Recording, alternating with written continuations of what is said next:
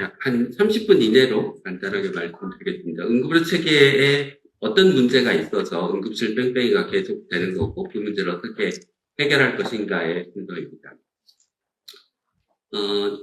이제 대한민국이 의료 선진국이라고 많이들 이야기하시고 또 의료 선진국이라고 우리가 자랑스러워할 측면이 있는 것은 사실입니다. 그렇지만 의료의 어떤 부분, 우리나라 대한민국 의료 체계의 어떤 부분들은 사실 선진국이라고 이야기하기는 좀 어려운 부분이 있고 거기에 저는 응급의료도 해당한다고 생각을 합니다. 이게 언론에 주기적으로 계속해서 나오는 응급실 뺑뺑이의 사건들이고 이로 인해서 골든타임 내에 제대로 치료를 받으면 돌아가시지 않거나 또는 합병증을 겪지 않으실 분들이 돌아가시고 합병증을 겪고 있는 상황입니다. 숫자를 조금 말씀드리면 우리나라 중앙응급의료센터가 중증 응급질환이라고 하는 28개 질환을 분류했는데요. 급성심근경색, 뇌졸중, 다발성 외상 등의 중증 응급질환 환자 11명 중에 1명이 다른 병원으로 전원되고 있습니다. 그러니까 거의 10%에 가까운 환자들이, 중증 환자들이, 시간을 골든타임을 다투는 환자들이 전원된다는 것이고요. 그 중에서도 치명률이 높은 대동맥박리 같은 경우는 4명에 1명, 급성심근경색, 뇌졸중, 중증외상의 경우에는 8명 중에 1명이 전원되고 있습니다. 전체 응급환자의 전원율을 외국과 비교하면 우리나라의 응급환자 전원율은 미국의 3배에 달합니다. 그런데 이런 응급실 뺑뺑이가 지난 1년 동안 의료대란으로 더 늘어났습니다. 저희가 작년 2월에서부터 7월까지 왼쪽에 보시는 게 권역센터, 지역센터에서 중증 응급 환자 중에서 전원되는 환자가 얼마나 늘었는지를 보여드리는 그림이고요. 그 다음에 권역센터에서 결국은 환자를 못 받아서 바깥에 있는 다른 병원으로 환자를 보내니까 지역센터에서는 사망률이 더 늘어나는 결국은 골든타임을 놓쳐서 사망률이 늘어나는 현상을 보여주고 있습니다. 저희가 앞서 강선우 의원님께서 말씀하신 것처럼 저희가 의료 대란이 시작되고 나서 6개월 동안 초과 사망이 어느 정도 발생했는지를 조사해 봤더니 한 3,000명 정도의 초과 사망이 발생했는데요. 이 초과 사망은 크게 나누면 2가지로 나누어질 수 있습니다. 하나는 전에 요양병원이나 작은 병원에 입원해 있다가 상태가 나빠지면 대학병원, 종합병원으로 옮겨서 치료받던 분들이 전원이 안 돼서 그냥 요양병원에 돌아가시는 경우, 플러스 응급실 뺑뺑이와 같은 이 급성기 응급환자에 대한 치료가 지연되면서 발생한 그 2가지로 나누어서 볼 수 있습니다.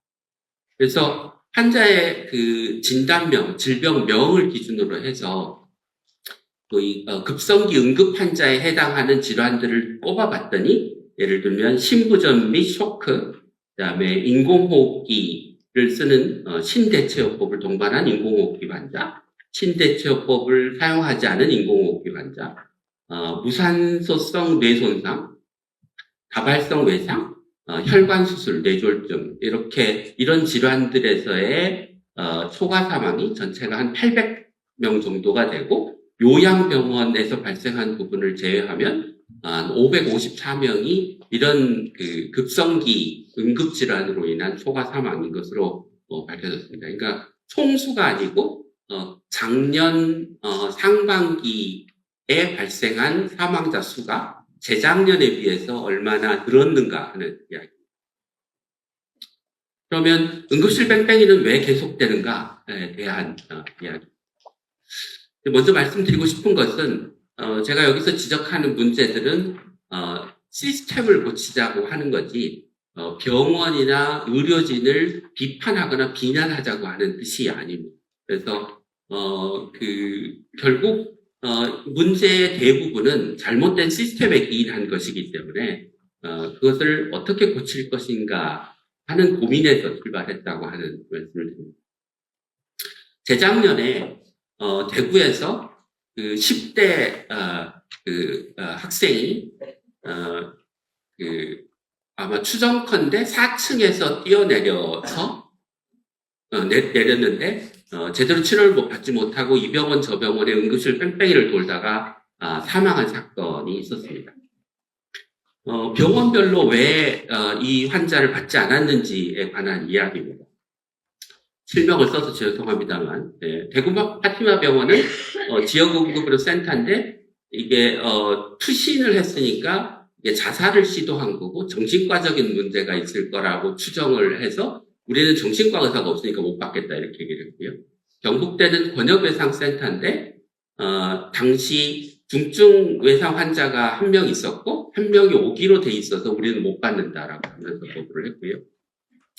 대구 카톨릭대 병원은 신경외과 의사가 없다고 하는 이유로 거부를 했습니다. 계명대 동산병원과 영남대 병원 등도 수용 거부를 했고 결국 이 환자는 구급차가 도착한 지 2시간 후에 심정지를 일으키고 사망하는 상황이 벌어졌습니다. 근데 이제 대구 카톨릭대가 이 사건으로 복지부가 그 행정처분을 했습니다. 뭐 과징금하고 이런 처분을 해서 여기에 대해서 이의 제기를 하는 소송을 했습니다. 행정소송을. 그래서 그 행정소송의 결과는 당연히 병원이 패소한 거고요.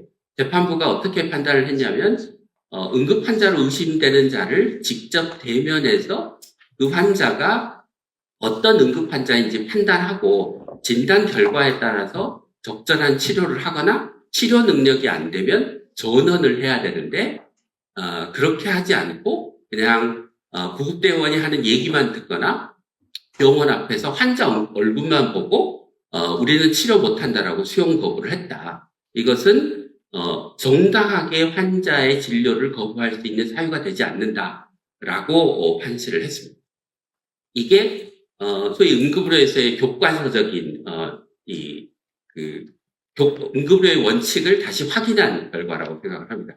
응급의료의 원칙은 응급 환자는 신속한 치료가 중요하기 때문에 그 환자를 치료할 수 있는 가장 가까운 병원으로 데리고 가면 그 병원은 그 환자를 받아서 먼저 환자가 생명위독하면 살려놓고 필요한 응급처치를 하고 진단을 해서 이 환자가 외과에서 수술을 받아야 될 환자인지 중환자실로 가야 될 환자인지 등을 판단해서 최종 치료를 하는 것입니다.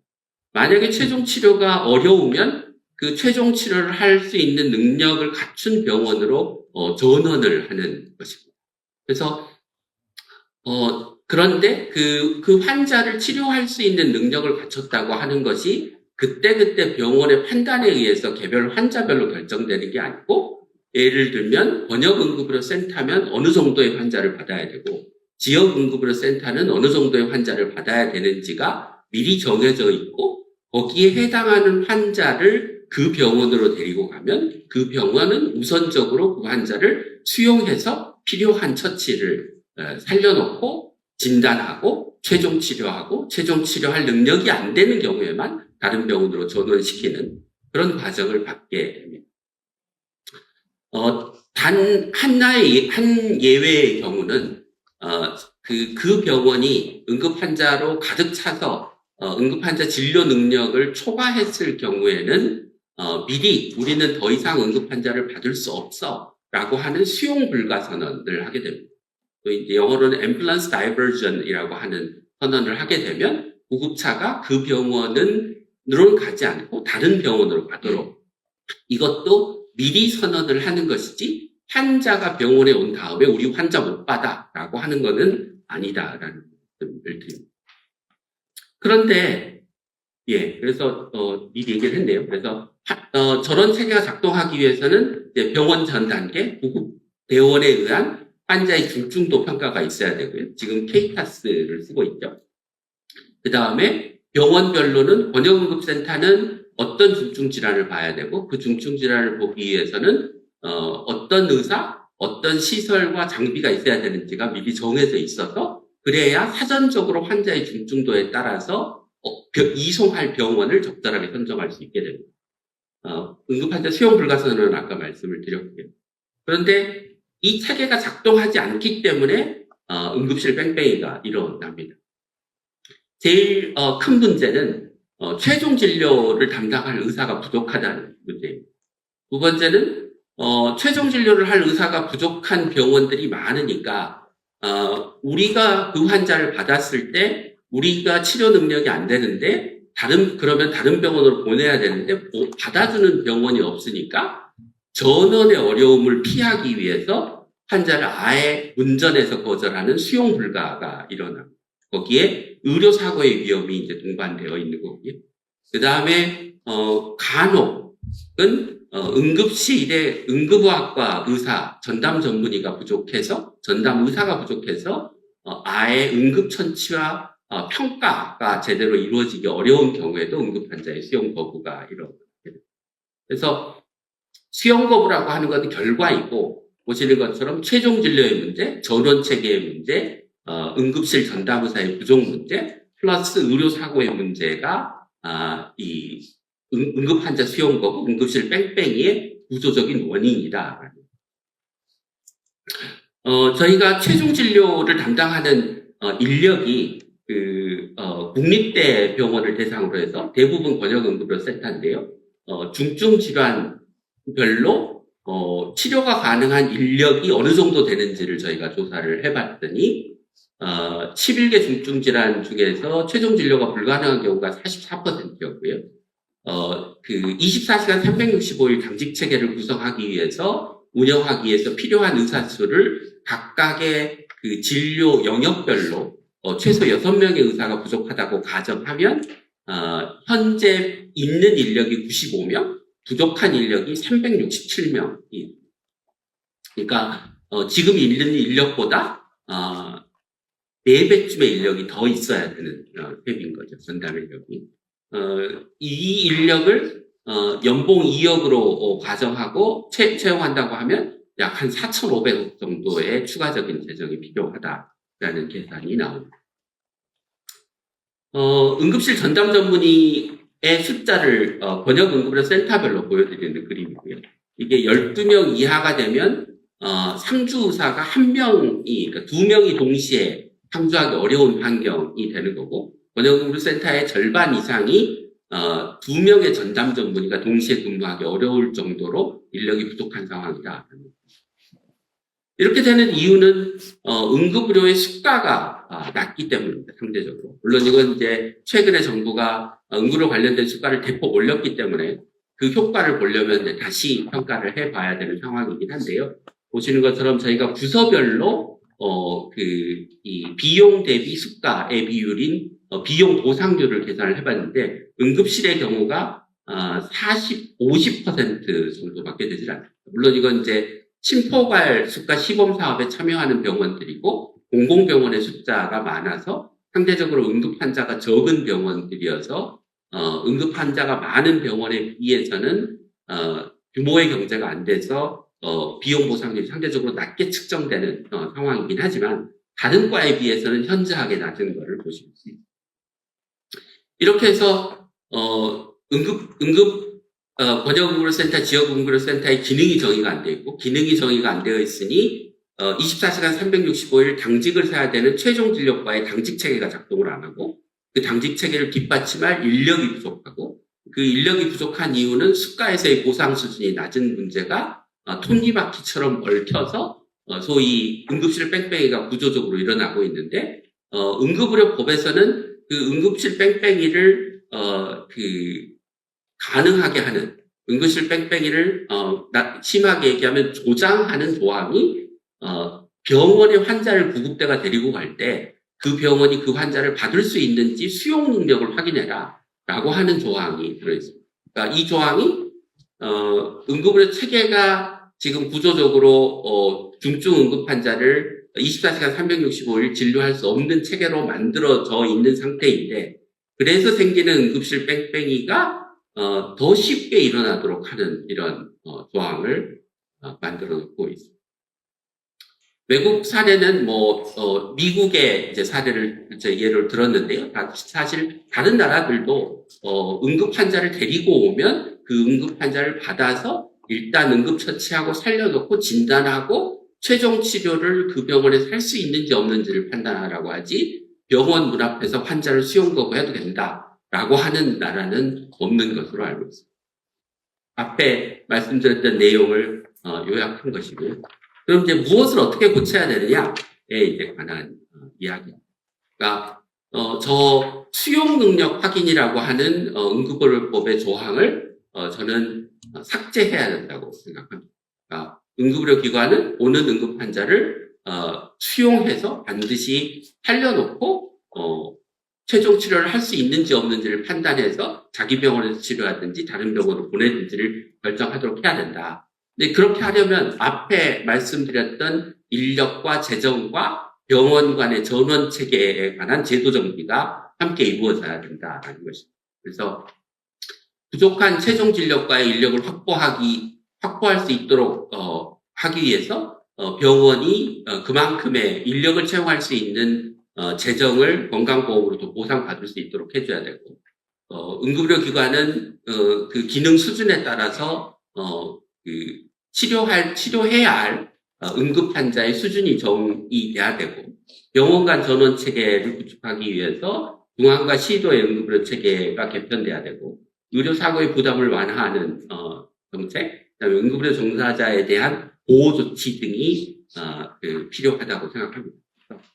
앞에 말씀드린 그 내용을, 방향성을 이제 그 법에 담아야 될 내용을 요약한 것이라고 보시면 될 것 같고요. 그래서 번역센터는 어떤 질환을 치료하고, 지역응급의료센터는 어디까지를 치료하고, 지역응급의료기관은 어디까지의 환자를 받아야 되는지를 정의하고, 거기에 따른 인력 기준을 정하고, 그 기준의 적들을 충족하는 기관들을 지역의 응급의료 수요에 맞게 적절한 숫자의 병원을 지정하는 것이 과제가 되겠습니다. 보시는 것은 그 앞서 말씀드린 중앙응급의료센터가 정의한 28개의 중증 응급 질환을 대상으로 해서 필요한 시술이나 수술이 무엇인지, 그게 지역센터나 번역센터에서 어느 수준에서 해야 되는 것인지를 예로 보여드리는 거고요. 저희가 그 중앙응급의료센터와 연구를 하면서 만들었던 분석 자료입니다. 그리고 그렇게 저 표에 따르면, 예를 들면 번역센터에서는 그 관상동맥 우회술 및 개심술이 가능한 흉부외과 의사, 그다음에 신경과 신경외과가 두 분의 혈관 재개통술 같은 것을 할 수 있는 의사, 보시는 것처럼 심장내과는 PCI를 할 수 있는 그 의사, 이런 식으로 진료 영역별로 필요한 전문의를 정의하고, 이 전문의가 24시간 365일 당직을 설 수 있는 체계로 돌아갈 수 있게 적정수의 전문의 숫자가 확보되도록 해야 된다라는. 현재 그 운영되고 있는 중앙전원상황센터와 권역전원조정센터가 법적 근거를 가지고 설치돼서 병원 간 전원이나 현장에서 그 중증 응급 환자로서 신속한 치료가 필요한 환자들의 이송을 위한 지원을 할 필요가 있을 것 같고요. 저 센터가 작동되도록 하기 위한 절차와 기준, 또 진료 정보를 교류하는 시스템 등이 필요하다고 생각합니다. 그다음에 인력 기준과 인건비 지원인데요. 그다음에 이제 응급실 전담 전문의가 적어도 2인 1조로 운영될 수 있도록 하고, 그다음에 최종 치료 당직 전문의의 24시간 비상진료 체계, 여기는 그 병원 내 당직, 병원 내에서의 온콜 당직을 다 포함해서 이야기하는 것이고요. 수가를 적정 수준으로 올리는 것과 함께 그 번역 외상센터처럼 응급의료 기금에서의 인건비 지원이 동시에 있어야 거기에서 인건비와 함께 당직비의 지원이 가능할 것으로 생각이 됩니다. 응급의료 기금의 재원 확대가 필요하긴 한데, 현재 그 번역 외상센터의 수가를 좀 더 올리고, 번역 외상센터에 대한 인건비 지원을 응급의료 센터에 대한 인건비 지원으로 나눠서 쓰는 것도 가능할 거라고 생각을 하고 있습니다. 그다음에 앞서 그 문제를 보여드리진 않았지만 우리나라는 뭐 모든 병원과 의사의 자원이 지역적으로 굉장히 불균등하게 분포하고 있습니다. 그러니까 대도시를 제외하고는 좋은 병원이 없고 의사가 부족한 지역이 대부분이고 그게 응급의료도 예외는 아니어서 응급의료의 진료권별로 적정수의 병원과 의사가 일할 수 있는 시스템들을 갖추는 게 중요하고 그렇게 하도록 하기 위해서 건강보험의 수가 이외에 지역에 대한 재정 지원이 시도를 통해서 이루어질 필요가 있다고 생각합니다. 그래서 정부가 이야기하는 지역의료 발전기금이나 응급의료 기금 같은 것들이 이런 지역별로 자원의 균등 분포를 하기 위한 재원으로 쓰여질 필요가 있다고 생각합니다. 그리고 결국 환자를 잘 진료하도록 하는 잘 진료하는 병원, 잘 진료하는 의료진에게 더 많은 보상이 돌아가도록 하는 다양한 인센티브 시스템이 필요하고 그 인센티브 시스템이 잘 돌아가도록 하기 위해서는 정교한 평가가 필요하다고 생각합니다. 끝으로 한 가지 말씀드리고 싶은 것은 이게 같은 권역응급의료센터라고 하더라도 지역의 의료 상황과 그 지역에 있는 병원의 진료 역량에 따라서 똑같은 기능을 할 수는 없습니다. 예를 들면 뭐 강원대 병원과 서울에 있는 대학병원이 같은 수준의 진료를 할 수는 없겠죠, 당연히. 그리고 예를 들면 강원대 병원 같은 경우 관상동맥 우회로 조성술 같은 그런 수요가 적은 응급질환의 수술을 감당하기에는 환자 수가 너무 적을 수가 있습니다. 그래서 환자 수 평가에 따라서 지역별로 권역응급의료센터, 지역응급의료센터, 지역응급의료기관의 진료 기능을 지역 맞춤형으로 설정할 필요가 있다는 점을 말씀드립니다. 앞서 말씀드렸던 응급 환자를 볼 수 없는 상태에 놓인 병원이 수용 불가를 선언한다고 하면 어떤 경우에 수용 불가를 선언할 수 있고 얼마 후에 진료 기능을 회복해야 되고 그 이후에 그 수용 불가가 정당했는지에 대한 검증 기전 같은 것들도 마련돼야 된다고 생각합니다. 그런데 그냥 생각해 보시면 아시겠지만 갑자기 막 그 많은 인력을 어느 날 갑자기 다 병원에서 채용할 수 있는 것도 아니고 어느 날 갑자기 병원들이 예전에 안 하던 기능을 갑자기 수행할 수 있는 것도 아닙니다. 그래서 이런 조항들은 일종의 단계적 조치나 그 시행에서의 유예 기간을 두고 법을 제정할 필요가 있다고 생각합니다. 그래서 그러니까 뭐 3년 뒤에 적용하는 것을 계획으로 해서 예를 들면 응급의료기관의 인력 기준을 정의하거나 하는 것들이 필요하다고 생각합니다. 왜냐하면 그렇게 목표를 정하지 않으면 현재 상태에서 병원들이 자발적으로 최종 진료과의 치료 인력을 더 늘리거나 응급실 전담 전문의를 더 늘릴 인센티브가 없기 때문입니다. 그래서 우리가 흔히 수가를 올려줘도 병원이 인력을 채용하지 않는 현상들을 이제까지 많이 보아왔고 정책의 목표가 명확하지 않으면 그리고 정책의 계획이 분명하지 않으면 병원이 움직이지 않는 것을 많이 보아왔기 때문에 법을 일정한 유예 기간을 두더라도 법을 제정해서 대한민국 응급체계가 앞으로 어떻게 개편될 것인가에 대한 명확한 상을 병원들과 이 영역에서 일하는 의료진들께 보여줄 필요가 있다고 생각합니다. 구체적으로 어느 정도의 기간으로 해야 될지에 대해서는 앞으로 법안을 발의하고 논의하는 과정에서 많은 분들의 의견을 들어서 정리해 나갈 수 있을 것이라고. 네, 이상입니다. 감사합니다.